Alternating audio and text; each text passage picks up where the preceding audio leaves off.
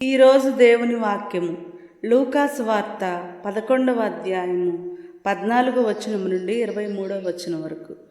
ఆయన ఒక మూగ దయ్యమును పారద్రోలుచుండెను. దయ్యము పారిపోవగానే మూగవాడు మాటలాడుటను చూచి ప్రజలు ఆశ్చర్యపడిరి.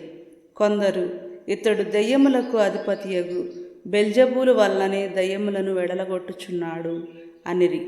మరికొందరు ఆయనను పరీక్షింపగోరి పరలోకము నుండి ఒక గురుతును చూపుము అనిరి. యేసు వారి ఆలోచనలను గ్రహించి వారితో ఇట్లనెను, అంతఃకలహములకు గురి అయిన ఏ రాజ్యమైనను నాశనమగును, కలహమునకు గురి అయిన ఏ గృహమైనను కూలిపోవును. సైతాను రాజ్యము అంతఃకలహమునకు గురి అయినచో అది ఎటుల నిలవగలదు? బెల్జెబూలు తోడ్పాటుతో దయ్యములను పారద్రోలుచున్నానని మీరు అనుచున్నారు. అటులైనా మీ కుమారులు ఎవరి వలన పారద్రోలుచున్నారు? కనుక వారే మీకు న్యాయాధిపతులు.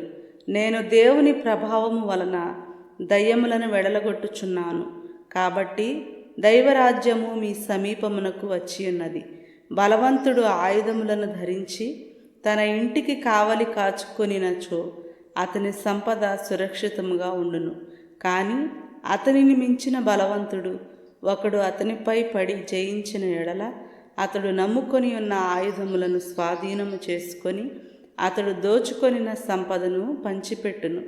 నా పక్షమున ఉండనివాడు నాకు ప్రతికూలుడు, నాతో ప్రోగు చేయనివాడు చెదరగొట్టువాడు. ఇది క్రీస్తుని సువిశేషము. క్రీస్తువా మీకు స్తుతి కలుగునుగాక. ఆమేన్.